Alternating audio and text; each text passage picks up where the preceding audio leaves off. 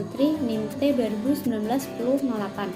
Dalam video kali ini saya akan menjelaskan tentang cara mengatasi anak yang lambat dalam memahami pembelajaran. Karakteristik anak atau siswa dalam belajar memang berbeda-beda, misalkan dalam hal kemampuan memahami pelajaran. Bisa dipastikan dalam satu kelas terdapat karakter anak yang cepat memahami pelajaran, ada juga anak yang lambat dalam memahami pembelajaran. Kesalahan yang biasa dilakukan oleh seorang guru adalah menerapkan metode yang sama terhadap anak yang memiliki kemampuan yang cukup tinggi dalam memahami pembelajaran dan anak yang kurang dalam memahami pembelajaran. Alhasil, anak yang kurang tepat dalam memahami pembelajaran tidak mampu menyeimbangi kemampuan anak yang memiliki intelijensi yang tinggi dan cepat dalam memahami pembelajaran. Cara mengatasi permasalahan tersebut dengan cara 1. Memahami karakteristik anak. Sebelum menerapkan suatu metode dalam mengatasi anak yang lambat dalam belajar, guru seharusnya mengetahui seperti apa karakteristik anak tersebut. Misalkan, apakah anak tersebut nakal atau pemalas, pendiam atau hiperaktif, dan lain-lain.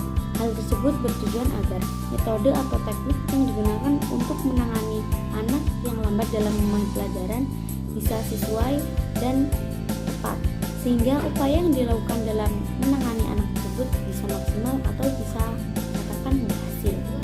Menerapkan metode tertentu kepada anak yang lambat memahami pelajaran.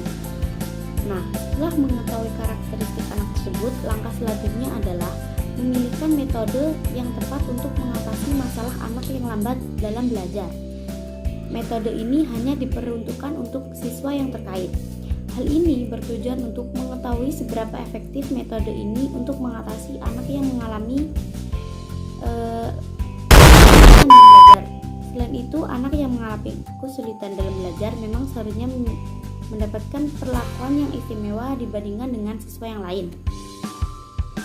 Dalam menerapkan suatu metode untuk menangani anak yang lambat dalam pelajaran atau anak yang memiliki kesulitan dalam belajar, tentunya memudahkan proses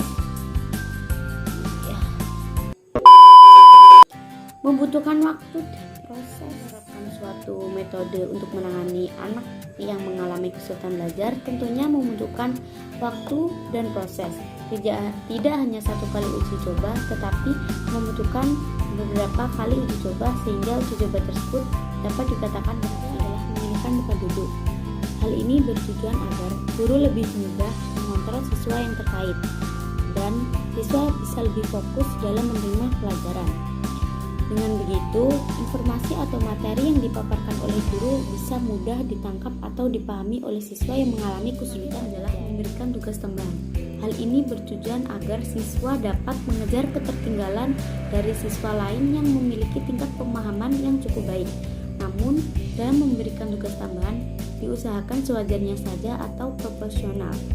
Jangan memberikan tugas tambahan yang justru menjadikan anak merasa terbebani, sehingga anak tidak dapat menikmati waktu pulang sekolah untuk bermain dan bersosialisasi dengan orang tua karena mereka sibuk mengerjakan tugas tambahan dari gurunya. Tadi cara-cara untuk mengatasi siswa yang kesulitan dalam belajar atau lambat dalam memahami pembelajaran.